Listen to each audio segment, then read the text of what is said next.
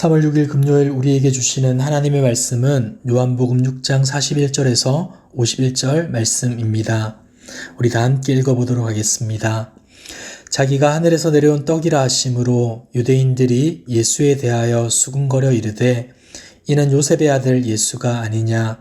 그 부모를 우리가 아는데 자기가 지금 어찌하여 하늘에서 내려왔다 하느냐. 예수께서 대답하여 이르시되 너희는 서로 수군거리지 말라. 나를 보내신 아버지께서 이끌지 아니하시면 아무도 내게 올 수 없으니 오는 그를 내가 마지막 날에 다시 살리리라.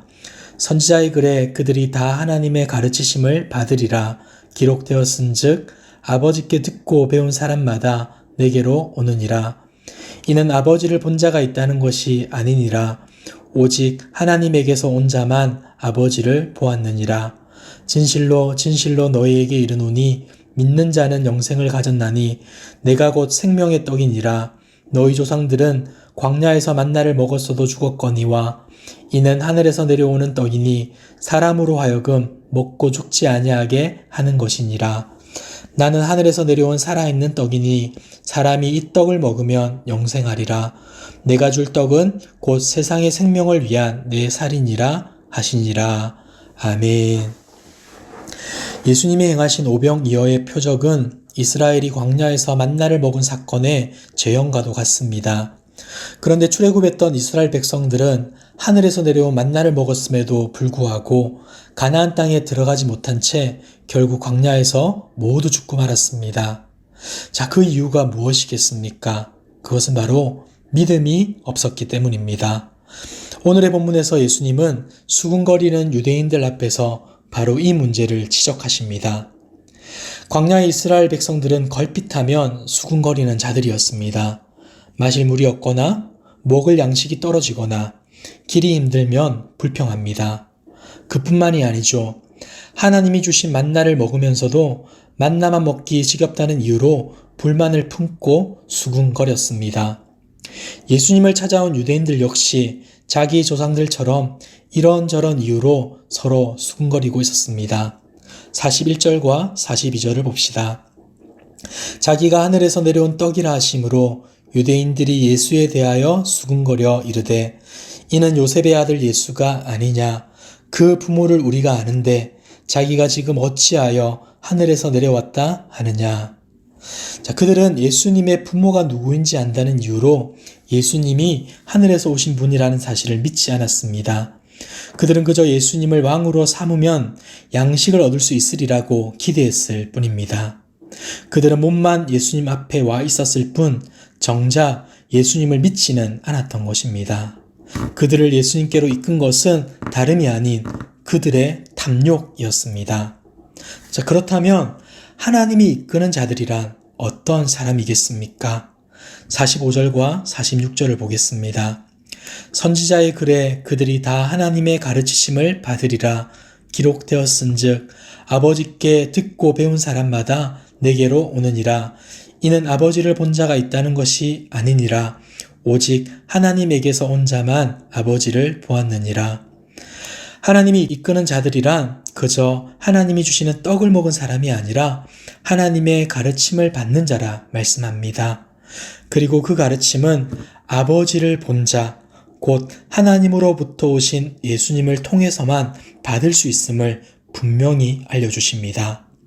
다시 정리하자면 참 믿음을 가진 사람이라 하나님으로부터 오는 혜택을 누리려는 자들이 아니라 하나님의 말씀을 듣고 배워 자신을 변화시키는 사람입니다.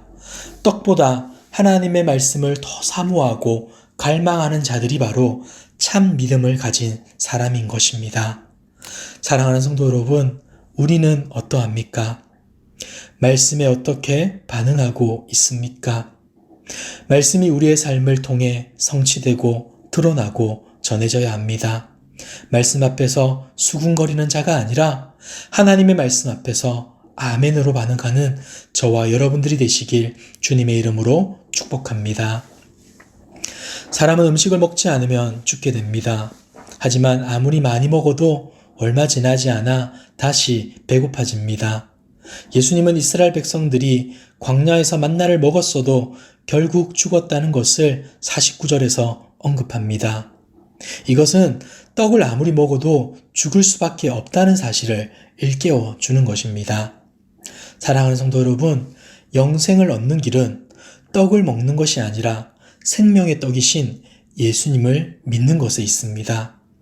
예수님은 자신이 하늘에서 내려오시는 살아있는 떡이라 말씀하시고 이 떡을 먹는 자, 곧 세상의 생명을 위한 예수님의 살을 먹는 자가 영원한 생명을 얻는다고 말씀해 주십니다. 이는 비유적인 표현이지만 그 의미는 어렵지 않습니다.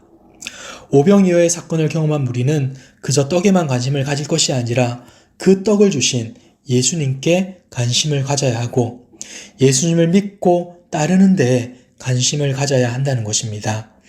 이는 그들과 예수님이 하나가 되는 것, 참된 교제를 가져야 한다는 것을 말씀해주고 있습니다. 성찬을 한번 생각해 봅시다. 우리가 성찬을 통해 예수님의 살과 피를 기념할 때 그저 단순히 그 빵과 포도주를 먹고 마시는 것이 아닙니다. 성령 하나님을 통해 예수님과 하나로 신비한 연합, 그것을 누리는 것이죠. 이로 인하여서 예수님처럼 살고 예수님처럼 죽으며 예수님처럼 부활할 것을 믿는 것, 이것이 바로 예수님과 하나됨을 의미합니다. 사랑하는 성도 여러분, 믿음이란 결코 마음속으로 나는 예수님을 믿는다 되뇌이는 것이 아닙니다. 예수님의 가르침을 배우고 익히며 예수님을 따라 예수님처럼 살다가 예수님처럼 죽기를 바라면서 살아가는 것, 이것이 바로 참 믿음의 삶인 것입니다. 우리 자신을 돌아보며 우리가 얼마나 주님의 말씀을 배우고자 하는지, 또 그 말씀에 순종하며 예수님을 닮아가고자 하는지 돌아봅시다.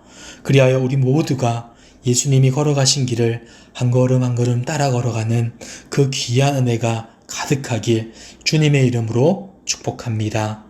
함께 기도하겠습니다. 참 좋으신 하나님 아버지, 오늘도 새날을 주시고 주님의 은혜 안에 살아가게 하심에 감사드립니다. 우리의 생명 되시는 주님을 믿는 믿음을 주시고 주님을 닮아갈 수 있는 능력 또한 더하여 주심에 감사드립니다. 여러 문제와 어려움들이 우리 앞에 있습니다. 이 안에서 우리가 불평하고 정죄하는 마음을 갖기보다 서로를 위하고 섬겨주며 사랑할 수 있는 마음으로 살아가게 하시고 주님이 주신 은혜의 이유들로 더욱 감사하고 기뻐할 수 있는 우리 모두 될 수 있도록 인도하여 주옵소서. 이 모든 말씀 예수님의 이름으로 기도드리옵나이다. 아멘.